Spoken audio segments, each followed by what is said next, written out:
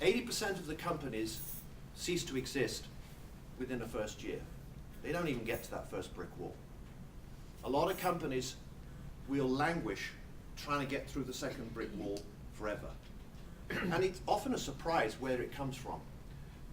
Last night was up on the internet trying to sort of check that I got my right facts, and I see that Paul Graham has stepped down from the Y Combinator after 9 years, and I sort of had to take a double take. So I then went in and looked at some of the quotes from him. And the quotes are coming, things like this. Why did you stop? Well, it's getting my brain back and not having to spend so much mental energy agonizing over applications, business models, valuations, press outreach, and so on. Then later on, he was asked, would he have another startup? And everybody expected him to say yes. And he said, no, no, never. Building a startup hurts.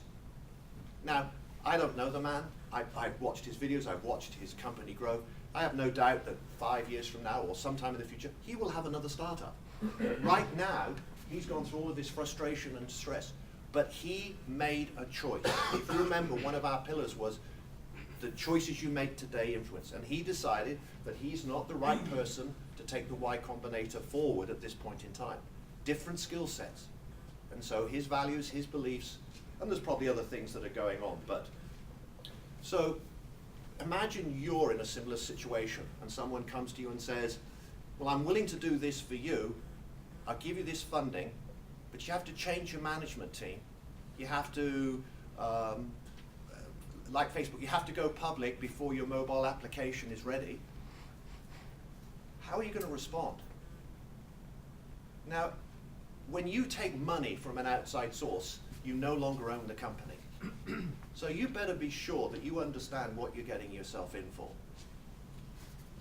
You can't have scale unless you've got all of the other things in place. You have to have them all. And frankly, most of you here today are in either working for a large company or in smaller companies of your own. So whether you'll ever have a company that's large enough to go to scale, most of our clients going to scale or going to a large brand like a Coke or a Cisco, we have someone who works for Cisco here, the chances are not that good. But everybody should be aiming for the bottom four. But the foundation of all of that is the talent, the capability, and the culture. We do what we need to do in order to do what we want to do. So I will look to you to say, what would you say to that? And that's what you would say. And then I would say one other comment. Get an attorney. How many attorneys are in the room? Let me share with you And I this. applaud your statement. As entrepreneurs, we create visions.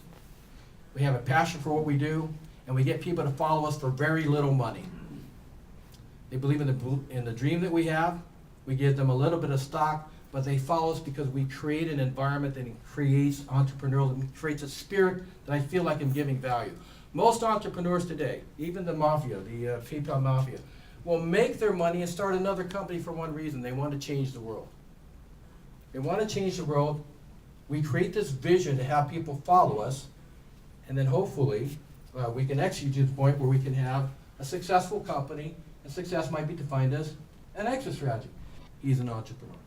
All right, last comment.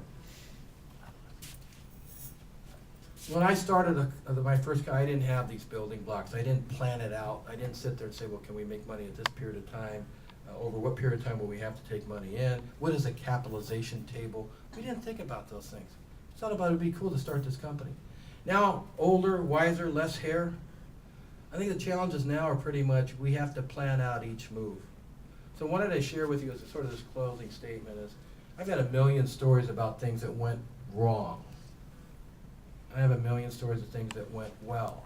And if you define success as a balance of life, healthy kids, and by the way, the side benefit, I made some money, I think you've got your priorities straight. But moving forward, what we do as a team and what we do with our colleagues and a good attorney is we help you plan your next move. And I think that if you do that without losing too much of the value system that you have, you'll be wildly successful. You may not be the next Zynga or the Zuckerberg, but you'll be successful in your own mind. And you won't have to wear a Rolex to show you're successful. you have this passion that's bouncing your walk and say, you know what, I'm doing okay. Thank you very much. The question is leverage. And the reason I asked you about customers is if you have customers using the product, what did Mark Andreessen say at one point? He said, you can be the smartest person in the world, but if nobody has a demand for your product or service, what good are you? He did something to that similar. So my answer is this, because I come from the software industry. I can tell you that you need the money to scale.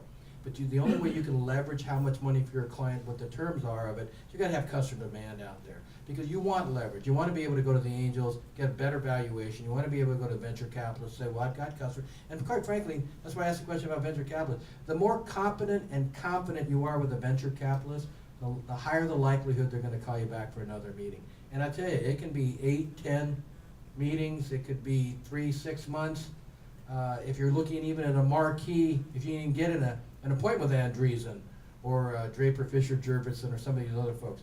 So I think there's 2 things you'll look for. 1, if you're going to get angel money, that's one thing. 2, get leverage. And 3, if you're going to create the board, have an operations person that actually did the type of work that you're involved in, your client. And 2, then you have the finance person. Now typically they'll put in an associate because they've got so many deals they've got in. But you have to have leverage to command that piece in a polite way and then shop it to someone else. They're going to need the money to scale a software company, absolutely. You're absolutely right.